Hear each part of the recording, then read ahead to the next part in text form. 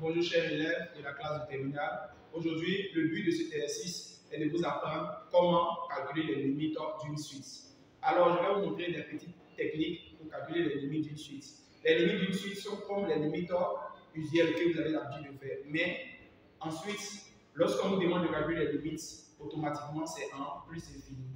Or, dans les autres sujets, quand vous calculez les limites, vous calculez soit en moins infini, en 0, en 1. Ensuite, c'est en plus l'infini seulement que vous devez calculer les limites. Donc, si jamais on vous demande de calculer une limite de un, c'est que forcément c'est en plus infini. Comment procéder? Comment ne pas stresser devant une limite de suite numérique? Pour cela, je vais expliquer d'abord en faisant des petites techniques. Terminal, suite numérique. Calcul des limites des suites. Conjecture d'une suite. En résumé, toute suite qui admet une limite définie est dite convergente. Automatiquement, si la limite tend vers plus infini a sur b à la puissance n donne directement 0. Si vous trouvez autre réponse, exemple 3, 4, 5, la suite est toujours convergente.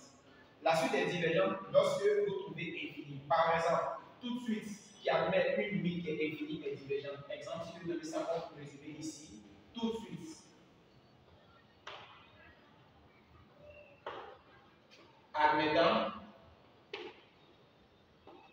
une limite infinie est divergente. Si vous calculez une limite et que vous trouvez plus infini ou moins infini, la suite est divergente. Mais si vous calculez une limite et que vous trouvez un nombre réel, la suite est convergente. Nous allons procéder maintenant au calcul des limites. Je vais vous montrer les petites techniques pour calculer ces différentes limites. En exercice, calcule les limites suivantes. Que peut-on conjecturer? C'est-à-dire, après le calcul des limites, on vous demande que peut-on dire. Ça veut dire si la limite, la suite est convergente ou bien la suite est divergente. Pour cela, nous allons commencer notre résolution sur les différents cas. Nous allons dériver notre sujet. Le premier cas, il s'agit ici de un qui est égal à n plus 1 sur n plus 2. Lorsqu'on vous demande de calculer la limite d'une suite, c'est obligatoirement en plus infini. Mais comment procéder? Limite. Lorsque n tend vers plus infini de un est égal à la limite. Lorsque n tend vers plus infini et vous remettez ce qu'on a avec un, or un est égal à n plus 1 sur n plus 2. n plus 1 sur n plus 2. Je réponds encore la formule usuelle. Lorsque vous calculez les limites en plus infini, on vous conseille toujours de prendre le volume le plus haut degré en haut et le volume le plus haut degré en bas. Lorsque vous regardez notre sujet là, le volume le plus haut degré est n en haut et le volume le plus haut degré aussi en bas est n. Dans ce cas-là, on obtient limite lorsque n tend vers plus infini de n sur n. Alors, on va voir que n sur n va donner 1. Automatiquement, nous allons procéder comme suite. Limite, lorsque n tend vers plus infini de un. Cette limite est la limite lorsque n tend vers plus infini de n sur n. n sur n, c'est la même écriture, donc ça va donner 1. On va remarquer que la limite lorsque n tend vers plus infini de un nous donne 1. Alors, on va répondre à la question que peut-on conjecturer? Nous pouvons dire que UN est une suite convergente et converge vers ce réel trouvé.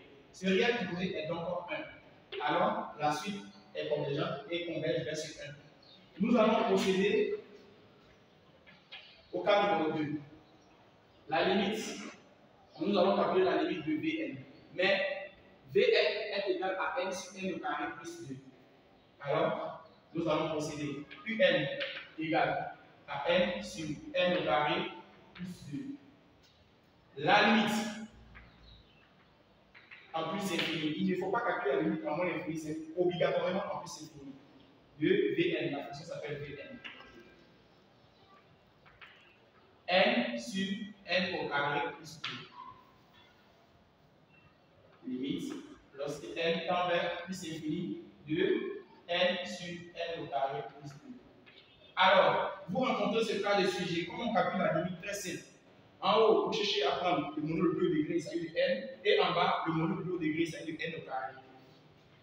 Limite, lorsque n tend vers plus infini, de Vn égale à la limite, lorsque n tend vers plus infini. Le mono le plus haut degré en haut est n, et le mono le plus haut degré en bas est n au carré. Simplement, vous allez remarquer que cette limite, lorsque n tend vers plus infini, de Vn est égal à la limite, lorsque n tend vers plus infini, et n sur n au carré, on obtient 1 sur n. Pour ceux qui ne comprennent pas, on a simplifié ce n qui est ici et de n au carré. Ok, nous allons procéder par le cas. Okay.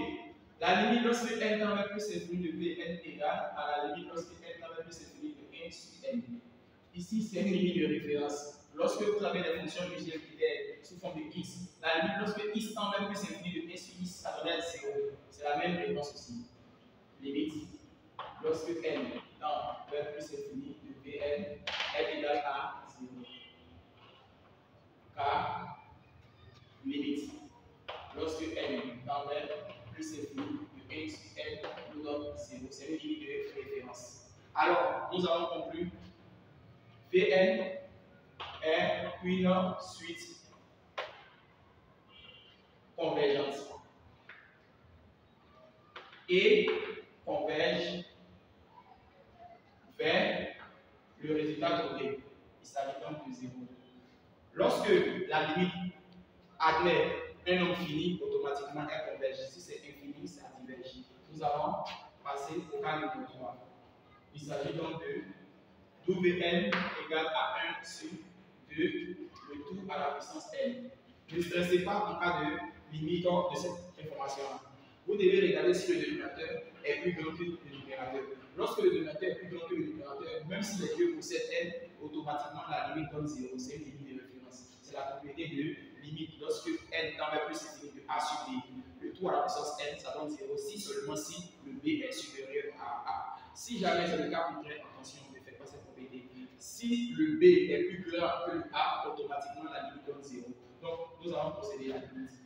Limite, lorsque n tend vers plus infini, que tout Vn est égal à la limite, lorsque n tend vers plus infini, que tout Vn est égal à 1 sur 2 à la puissance n.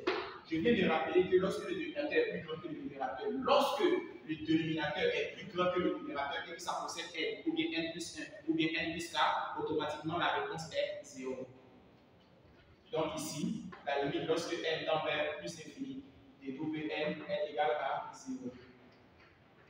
Car cette écriture-là est une limite de référence. Lorsque le dénominateur est plus grand que le numérateur à la puissance n, ça donne 0. Donc c'est une limite de référence. Conclusion, Vn est une suite convergente et converge vers le résultat trouvé. Il s'agit donc de 0. 0 est un nombre fini, alors il s'agit donc de la suite convergente. Si c'était infini, on trouvait la suite était divergente. Si c'est infini, vous trouvez la suite est divergente. Si c'est un nombre réel, vous trouvez la suite est convergente. Numéro 4.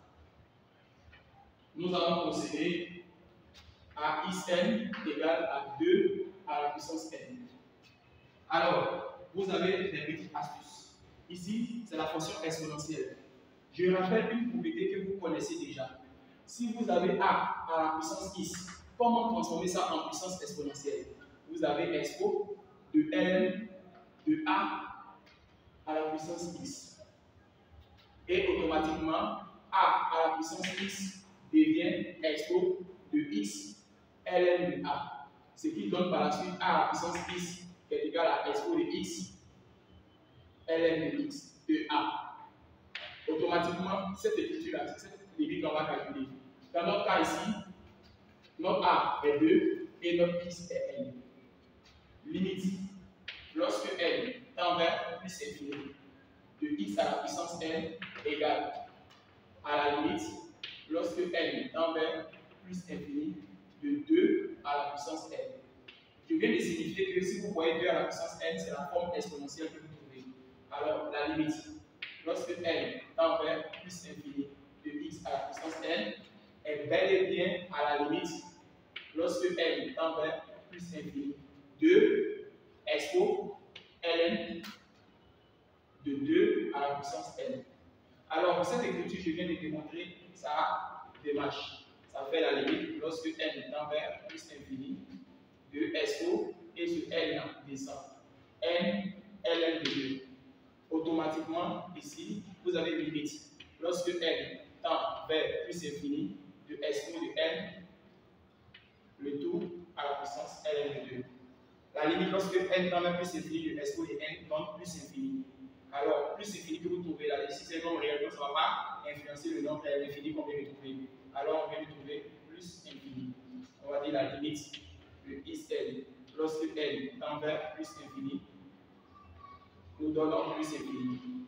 Notre réponse trouvée n'est pas un infini, il s'agit de infini. Ce qui signifie que la suite n'est pas convergente, mais plutôt divergente. xn est une suite divergente. Pourquoi c'est divergente? Car on a trouvé infini. Lorsque c'est convergent, on trouve un nombre réel. Lorsque c'est divergent, on trouve infini. Et diverge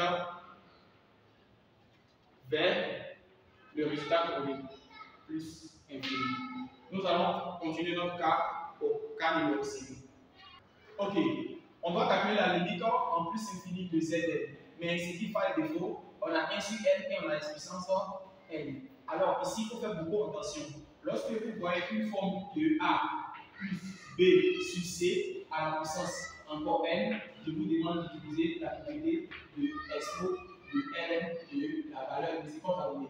Il s'agit donc de A plus B sur C à la puissance n. Donc il faut beaucoup faire attention à cette écriture. Alors vous allez remarquer ici qu'on va calculer la limite. Lorsque n tend vers plus infini de Zn, alors ça devient une limite.